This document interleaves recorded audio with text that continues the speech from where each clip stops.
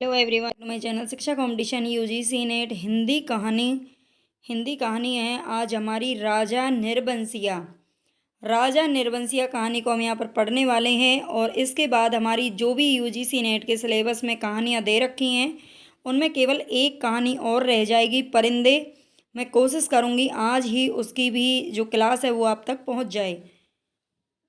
और आप please channel को सब्सक्राइब ज़रूर कर लेना, जो भी भाई बहन नए हैं। यहाँ से बहुत अच्छा कंटेंट आपको हिंदी यूजीसी नेट के लिए मिल सकता है अगर आप सपोर्ट करें तो। और वैसे भी काफ़ी अच्छी क्लासेस हैं, उपन्यास मैंने सारे पढ़ा दिए हैं, कहानी हमारी कंप्लीट होने वाली हैं। और इसके अलावा और भी जो एग्ज़ाम और मतलब यूजीसी नेट का जो फर्स्ट एग्ज़ाम होता है उसकी भी हमारी तैयारी कंटिन्यूस चल रही है। अब उसके हम PYQ यानी कि जो MCQ बेस्ड हैं, जो प्रैक्टिस करने वाले हैं। ठीक है, जो भी थ्योरी हमें पढ़नी थी वो हम पढ़ चुके हैं। तो प्लीज़ आप बने रहिए चैनल के साथ और सब्सक्राइब शेयर ज़रूर करें। तो चलते हैं हम अपनी कहानी की तरफ। राजा निर्वंशिया कहानी कमलेश्वर के द्वारा लिखी गई है। ये ध्यान रखना है, ये कहानी किसके द्वारा लिखी गई है, तो कमलेश्वर के द्वारा लिखी गई है। इस कहानी को राजा निर्वंशिया नामक कहानी संग्रह में 1957 ईस्वी में संग्रहित किया गया था। ये कहानी कब प्रकाशित होती है, तो ये 1957 में आती है। राजा निर्वंशिया कहानी का भी नाम है और इनके कहानी संग्रह का भी नाम है, जो कि इनका पहला कहानी संग्रह है। ठीक है, कमलेश्वर जी का पहला कहानी संग्रह है राजा निर्वंशिया। और इस राजा निर्वंशिया में जो दूसरी कहानियाँ संकलित की गई हैं उनको भी एक बार देख लेते हैं। अन्य कहानियाँ कौन सी हैं? देवा की माँ, ये सारी कहानियाँ कमलेश्वर के, इनको याद रख लेना। देवा की माँ, पानी की तस्वीर, धूल उड़ जाती है, सुबह का सपना, मुर्दों की दुनिया, आत्मा की आवाज़ और राजा निर्वंशिया। ठीक है, राजा निर्वंशिया कहानी में ये सारी की सारी जो कहानियाँ वो संकलित की गई हैं, इनको भी याद रख लेना। इसकी भूमिका देख लेते हैं, जो कि बहुत ही इम्पोर्टेंट है। जिन भी कहानी उपन्यास की भूमिका इम्पोर्टेंट है वो मैंने करा दी है, बाकी हम जो प्रैक्टिस करेंगे तो उसमें भी कर लेंगे। ठीक है, भूमिका देखते हैं। आज के हर कहानीकार में भूमिका में कमलेश्वर जी क्या लिखते हैं कि आज के हर कहानीकार में कुछ कहने के लिए एक अजीब सी अकुलाहट और बेबसी है।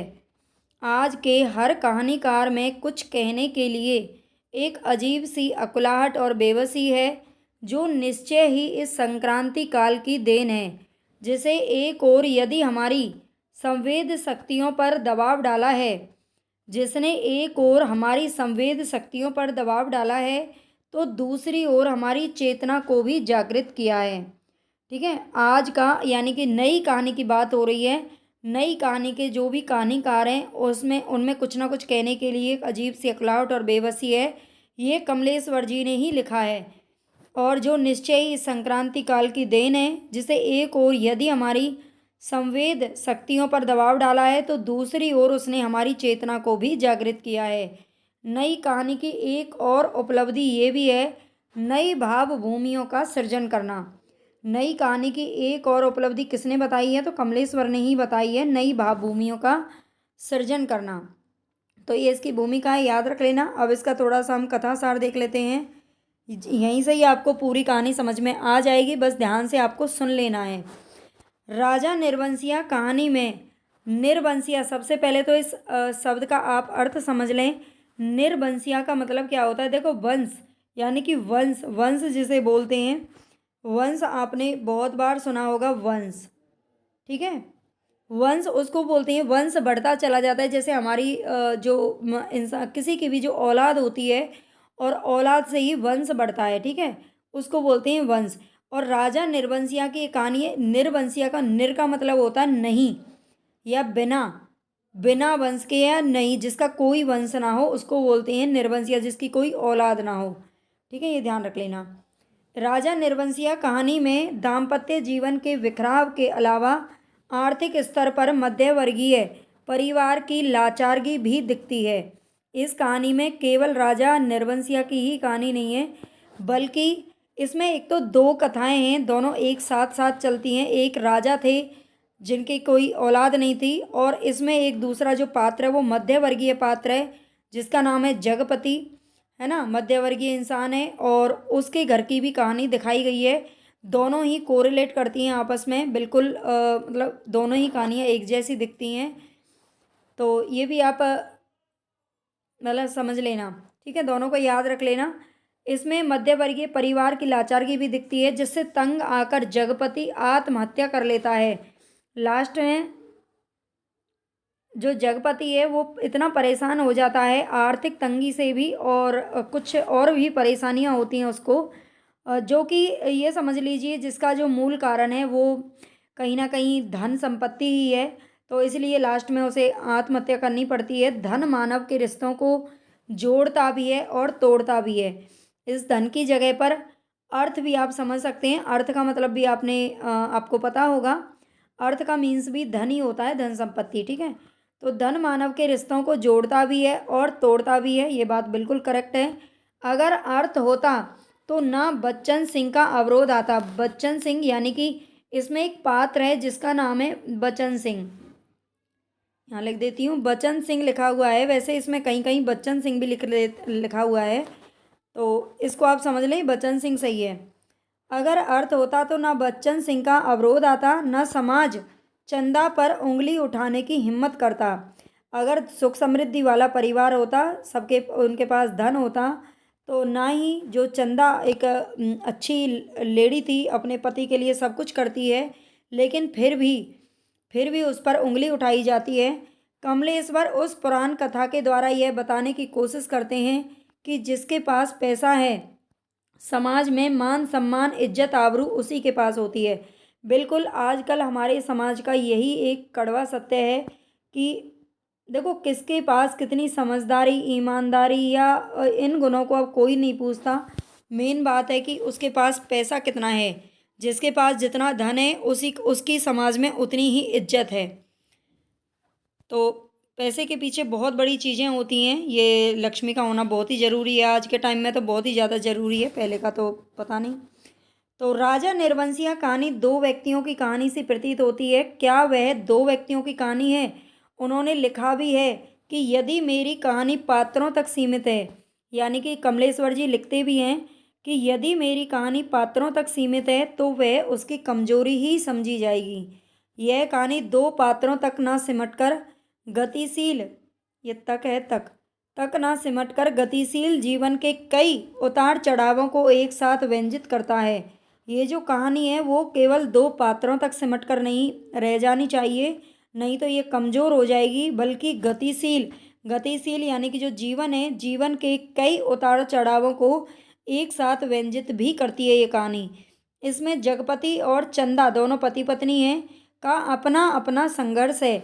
बच्चन सिंह जैसा व्यक्तित्व है, साथ में एक लोक कथा भी है जिसके प्रत्येक प्रस्तुति के बाद चंदा और जगपति की कथा एक भीषण सामाजिक समस्या के बनकर के सामने आती है।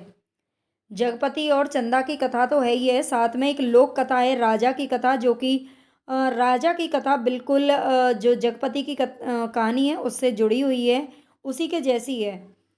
तो लोक कथा के आधार पर ही शायद ये कमलेश्वर जी ने लिखा है, ऐसा माना जाता है। भीषण सामाजिक समस्या बनकर के सामने आती है, पर उसी दिन जगपति अपना सारा कारोबार त्याग कर अफीम और तेल पीकर मर गया।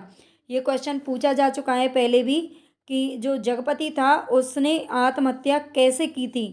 तो उसने कैसे की थी? अफीम और तेल पी करके की थी, ठीक है। ये बहुत ही इंपॉर्टेंट है क्योंकि चंदा के पास कोई दैवी शक्ति नहीं थी। जो लोक कथा इसमें सुनाई जाती है उसमें वो निर्वंशिया है और वो एक बार कहीं चला जाता है और 8-10 दिन तक शिकार पे जाता है, और जब वो शिकार पे जाता था तो 7वें दिन उसका उसूल था कि वो घर लौट कर आता था।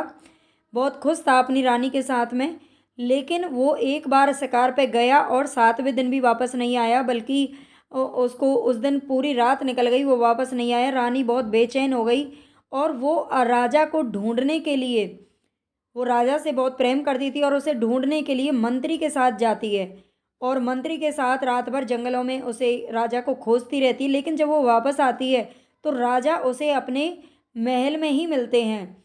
लेकिन राजा को ये बिल्कुल अच्छा नहीं लगा कि रानी एक मंत्री के साथ जंगल में रही है रात भर, तो ये चीज़ उसको अच्छी ही नहीं लगती है। और बाद में उसमें भी वही सब होता है, बिल्कुल जगपति और चंदा की भी यही कहानी है।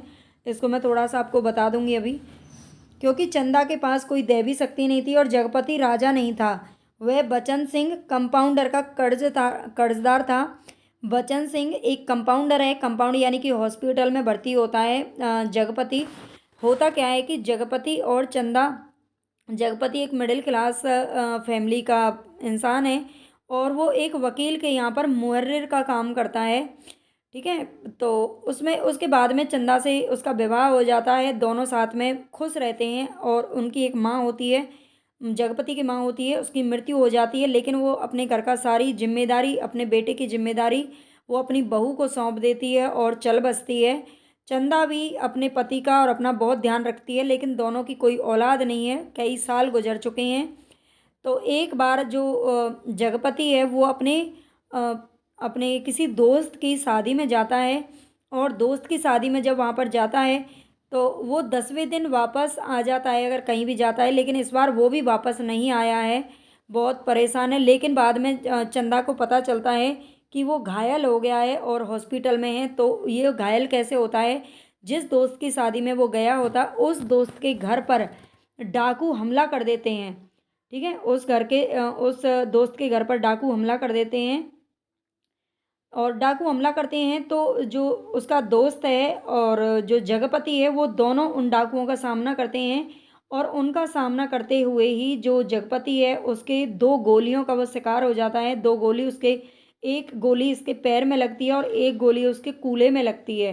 ठीक है, बहुत गहरा जख्म है और उसे हॉस्पिटल में भर्ती कर दिया जाता है। जो दोस्त है उसको थोड़ी बहुत चोट आती है, उसे जल्दी छुट्टी मिल जाती है, लेकिन जगपति को जल्दी से छुट्टी नहीं मिल पाती है। और जल्दी से छुट्टी नहीं मिल पाती है, चंदा उसकी देखभाल करती है हॉस्पिटल में ही। उनके पास इतना पैसा नहीं है कि वो उसके लिए ताकतवर दवाइयाँ खरीद सके, उसके लिए बहुत अच्छी अच्छी दवाइयों का अरेंजमेंट कर सके। तो एक उसमें कंपाउंडर होता है जिसका नाम है बचन सिंह। और कंपाउंडर चंदा को देख करके कहीं ना कहीं उसके मन में उसके लिए कुछ कुछ होता है ना, मतलब उसके मन में बहुत सारी, मतलब एक फीलिंग्स ही आ जाती है। और वो चंदा उसको अपने कड़े बेचने के लिए देती है बचन सिंह को। और जो बचन से है, जो कंपाउंडर है, वो उसके पति के लिए, चंदा के पति के लिए यानी कि जगपति के लिए अच्छी अच्छी दवाइयों का इंतजाम करता है अपनी तरफ से ही, है ना, उनसे कोई पैसे नहीं लेता। यहाँ तक कि चंदा उसको अपने कड़े देती है कि कड़े बेच दो और दवाइयाँ ले आना, लेकिन वो कड़े नहीं लेता और उसी की कलाइयों में पहना देता है। तो ऐसे करके ये कहानी चलती है। बाद में जो जगपति है उसको जब ये पता चलता है कि बचन सिंह ने ये सारी चीज़ें फ्री में दी हैं तो उसे बहुत बुरा लगता है और वो अपने आप धीरे धीरे अपने अंदर घुटन से भर जाता है और लास्ट में जाकर के वो आत्महत्या कर लेता है। थोड़ा और आगे बता दूंगी मैं आपको। तो वह बचन सिंह कंपाउंडर का कर्जदार था। कर्जदार यही है कि वो फ्री में उसे सब कुछ देता है। वह जीने की भरपूर इच्छा रखते हुए भी आत्महत्या करने के लिए विवश था। वह जीना तो चाहता था लेकिन उसे जिया नहीं जा रहा था। राजा निरवंशिया की पौराणिक कथा के साथ साथ चंदा की आधुनिक कथा के द्वारा समांतर दोहरी कथा के माध्यम से आधुनिक जीवन की विसंगतियों का चित्रण करती एक नई कहानी है। ये भी ध्यान रखना है आपको, ये क्या है, एक नई नई कहानी है ये। ठीक है, चंदा अपने पति जगपति की बीमारी और बेरोजगारी से उपजी आर्थिक मजबूरियों से हताश और निराश है। आगे है, इसमें हम पात्रों को देख लेते हैं। मुख्य पात्र हैं इसमें, एक पात्र है जगपति, कथावाचक का स्कूल का दोस्त है, जिसने एक कथा कही है उसके स्कूल का दोस्त है। वकील के यहाँ मुहर्रिर की नौकरी करता है, चंदा का पति है। अभी मैंने सारी कहानी आपको समझा दी है। दूर के रिश्तेदार दयाराम, ये उसके दोस्त का नाम, मतलब रिश्तेदार था। दयाराम, दयाराम की शादी में डकैतों से लड़ते हुए 2 गोलियों का निशाना बनता है। मध्य वर्गीय व्यक्ति है, अफीम और तेल पीकर आत्महत्या कर लेता है। मरते वक्त 2 पर्चे छोड़ता है, ये बहुत ही इंपॉर्टेंट है, इसको याद रख लेना। ये मरते वक्त 2 पर्चे छोड़ता है, एक चंदा के नाम और दूसरा कानून के नाम। ठीक है, चंदा के नाम जो पर्चा छोड़ता है उसको हमें अभी देख लेंगे उसमें क्या लिखा था उसने। और दूसरा जो पात्र है वो है चंदा, जगपति की पत्नी है, हाथों का कड़ा बेचकर पति का इलाज कराने को तैयार हो जाती है। लेकिन जो बचन सिंह है कंपाउंडर, वो चंदा के कड़े नहीं लेता है ना, और अपनी तरफ से ही सारी अरेंजमेंट कर देता है। बचन सिंह के साथ गर्भवती होने के आरोप में मायके में रहने को बाध्य हो जाती है। दोनों के कोई औलाद नहीं है, कई साल हो गए हैं उनके शादी को।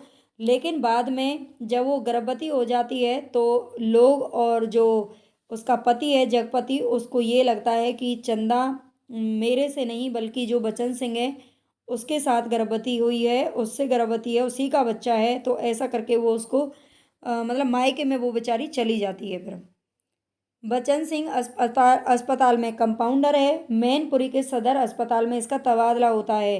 पहले ये उसी हॉस्पिटल में होता है जिसमें जगपति एडमिट था, लेकिन बाद में इसका तबादला हो जाता है उस टाइम पर ही मैनपुरी में, और मैनपुरी शहर में ही जो जगपति और चंदा है वो रहते हैं, उनका घर वहीं पर है।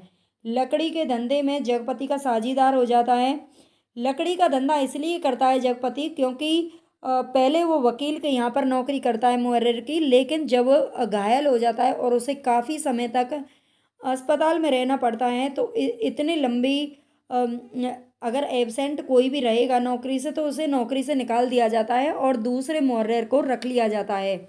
तो उसकी नौकरी चली जाती है, इसलिए उस बेचारे को दूसरा कोई काम करना पड़ता है और वो बाद में लकड़ी का धंधा शुरू कर देता है, जिसमें जो बचन सिंह है वो भी साझीदार हो जाता है, क्योंकि अब जो बचन सिंह है वो उसी गांव में आकर रहने लग गया है और उसका चंदा के घर पे आना जाना डेली का लगा रहता है। ठीक है। राजा निर्वंशिया एक राज्य का संतानहीन राजा था जिसकी कहानी जगपति से मिलती जुलती है। कुशल शासक था, मैतरानी के भला बुरा कहने पर राज्य का त्याग कर देता है। जो राजा था वो राज्य का त्याग करता है और चला जाता है, और मेहतरानी के भला बुरा, मेहतरानी आप समझते होंगे किसको बोलते हैं। तो मेहतरानी जब उसे भला बुरा बोलती है, संतानहीन ऐसे कह के कुछ शब्दों से बुलाती है, तो वह राज्य का त्याग करके चला जाता है। रानी मंत्री के साथ राजा को ढूंढने जाती है। अभी मैंने आपको सारा कुछ बताया है। जो रानी है, जब राजा शिकार पे से वापस नहीं आता है तो मंत्री के साथ राजा को ढूंढने जाती है। एक प्रसंग में भटियारन के रूप में राजा के सम्मुख उपस्थित होती है। अंत में दो पुत्रों को जन्म देती है। ठीक है, अंत में दो पुत्रों को जन्म देती है। कुल देवता के मंदिर में सतीत्व की परीक्षा होती है, इसकी भी सतीत्व की परीक्षा ली जाती है। और जो चंदा है उस पर भी कहीं ना कहीं यही इल्ज़ाम लगाया जाता है। अगर गौण पात्रों की बात करें तो इसमें एक माँ है जो कि कथावाचक की माता है, जो बच्चों को राजा निर्वंशिया की कथा सुनाती है। जो कथावाचक एक कथा सुना रहा है वो बताता है कि हमें भी बचपन में हमारी माँ कहानी सुनाया करती थी। कथावाचक मैट्रिक पास है, ये भी याद रख लेना। जमुना सुनार है और एक चाची है। ये चाची वो है जब वो हॉस्पिटल से वापस आते हैं, मैं आपको थोड़ा सा बता दूं। जब वो अस्पताल से वापस आते हैं दोनों पति पत्नी, तो घर में तो कोई होता ही नहीं है, घर में पूरे में अंधेरा है। और जो उनके पड़ोस में चाची रहती है तो वो चाची अपने जो खिड़की होती है उसे झांकती है और कहती है कि लो, ये मतलब राजा निर्वंशिया अस्पताल से वापस आ गए हैं। तो वो इस तरह के कुछ टोंट मारती है, मतलब इस तरह के ताने भरे शब्द बोलती है, बहुत ही कठिन शब्द बोलती है जो कि जगपति के दिल को छू जाते हैं। और उसके मरते समय तक उसके दिमाग में और दिल में यही जो उसका वाक्य है चाची का वही गूंजता रहता है, और लास्ट में वो आत्महत्या करने पर मजबूर हो जाता है। तो ऐसा वो बोलती है जो कि ऐसा किसी को भी नहीं बोलना चाहिए, किसी से भी। चलो प्रमुख उद्धरण देख लेते हैं। कर्ज कोढ़ का रोग होता है। जो कर्ज है वो कोढ़ का रोग होता है। एक बार लगने से तन तो गलता ही है, मन भी रोगी हो जाता है। एक बार लगने से तन तो गलता ही है, मन भी रोगी हो जाता है। इसमें जो जगपति है वो अपने आप को कर्जदार समझता है बचन सिंह का। हालांकि बचन सिंह ने मतलब उन्हें कोई पैसा उधार नहीं दिया था, बस दवाइयाँ वगैरह उनको प्रोवाइड की थी, लेकिन वो उसको उसका कर्जदार समझता है। चंदा ने भीतर कदम तो रख दिया पर सहसा सहम गई, किसी अंधेरे कुएं में अपने आप कूद पड़ी हो। ऐसा कुआं पतला होता गया है और जिसमें पानी की गहराई पाताल तक चली गई हो, जिसमें पड़कर वह नीचे धंसती चली जा रही हो। नीचे अंधेरा, एकांत, घुटन और पाप। ये भीतर उसकी उस वक्त की बात होती है जब चंदा के लिए, चंदा जिस अस्पताल में जब वो दोनों पति पत्नी होते हैं, तो जो कंपाउंडर है बचन सिंह वो उसको जगपति के लिए दवाइयाँ भिजवा देता है, और जो चंदा है उसके लिए खाट का भी इंतजाम कर देता है, क्योंकि वो बिस्तर तो थे नहीं वहाँ पर। उन्हें जो उनके परिवार वाले होते हैं मरीजों के, उनको एक अलग कोठरी में रखा जाता था, तो उसके लिए खाट का भी इंतजाम कर देता है।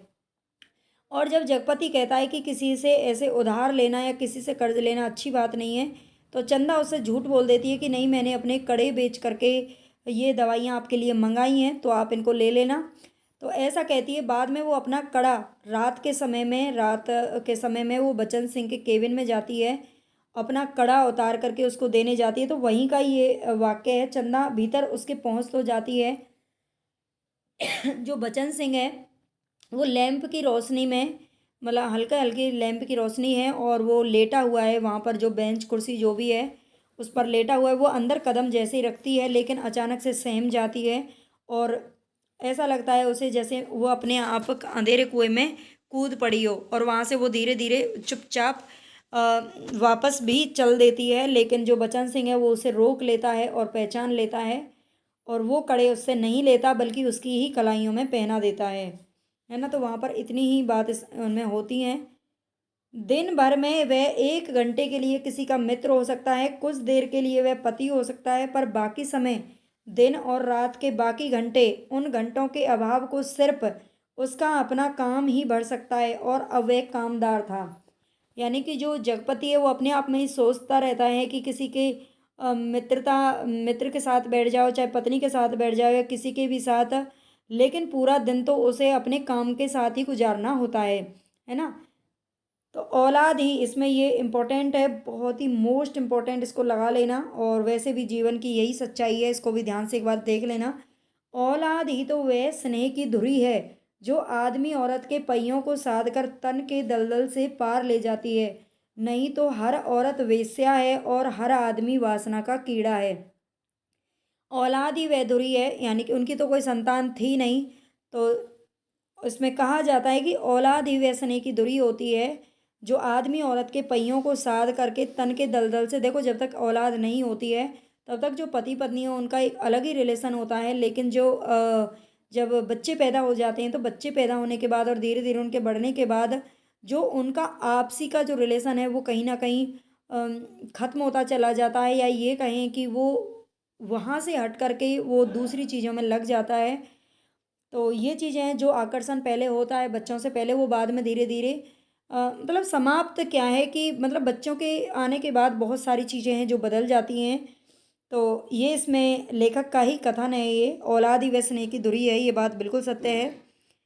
आदमी को पाप नहीं पश्चाताप मारता है, मैं बहुत पहले मर चुका था।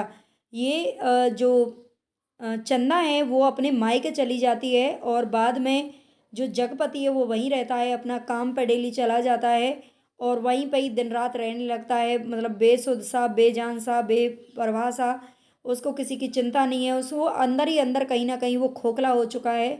अपनी पत्नी को वो धोखेबाज समझता है। उसे ये लगता है कि वो बचन सिंह के साथ मतलब उसका कुछ है, इसीलिए। और बाद में जो मुंशी जी हैं वो जगपति को आकर के बताते हैं कि तुम्हारी जो मतलब चंदा है वो, उसने एक लड़के को जन्म दिया है, और अब वह किसी मतलब नाम क्या था उनका, किसी और आदमी के साथ में विवाह करने जा रही है, मतलब उसके साथ में रहने जा रही है ना, उसके साथ रहेगी। है ना, क्योंकि जगपति ने तो उसको छोड़ दिया था, वो अपने मायके चली जाती है।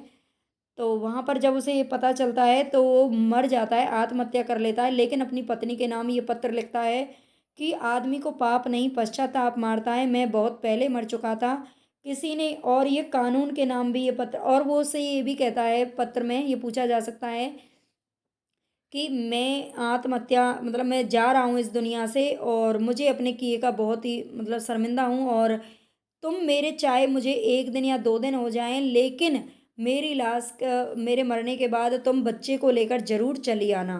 ठीक है, वो उससे रिक्वेस्ट करता है अपनी पत्नी से। और वो ये भी सोचता है कि मेरे होते हुए चंदा किसी और के साथ कैसे रह सकती है, मेरे जीते जी ऐसा नहीं हो सकता। उसको ये बातें कहीं ना कहीं हैं, और वो अफीम और तेल पी करके अपनी जान दे देता है, और कानून के नाम एक पत्र लिखता है। कानून से भी वो कह देता है स्पष्ट कि किसी ने मुझे मारा नहीं है, किसी आदमी ने नहीं। ठीक है, वो कहता है कि किसी आदमी ने मुझे नहीं मारा है, मैं जानता हूँ कि मेरे जहर की पहचान करने के लिए मेरा सीना चीरा जाएगा, उसमें जहर है, मैंने अफीम नहीं रुपए खाए हैं। वैसे तो उसने अफीम ही खाए हैं, अफ़ीम खाई थी, अफ़ीम खा कर के जान दी थी, लेकिन उसे ऐसा लगता है मैंने अफ़ीम नहीं किसी के रुपए खाए हैं, उन रुपयों में कर्ज का ज़हर था, उसी ने मुझे मारा है। तो एक मध्य वर्गीय परिवार की जो भी हालत होती है इस कहानी में वो साफ-साफ दिखाई देती है। हालाँकि कभी भी किसी भी मुसीबत से घबरा करके या किन्हीं भी संकटों से घबरा करके हमें कभी भी वो कदम नहीं उठाना चाहिए जिससे हमारे परिवार वाले या फिर दूसरे जो हमसे लोग जुड़े हुए हैं जो प्यार करते हैं उनको बहुत ज़्यादा कुछ सहना पड़े। कभी भी आत्महत्या जैसा कदम कभी नहीं उठाना चाहिए। इस कहानी से आप ये सीख सकते हैं। तो चलिए ये कहानी ख़त्म हो गई, एक और कहानी बची है परिंदे, उसको भी हम कर लेंगे। आप प्लीज़ चैनल को सब्सक्राइब ज़रूर कर लेना।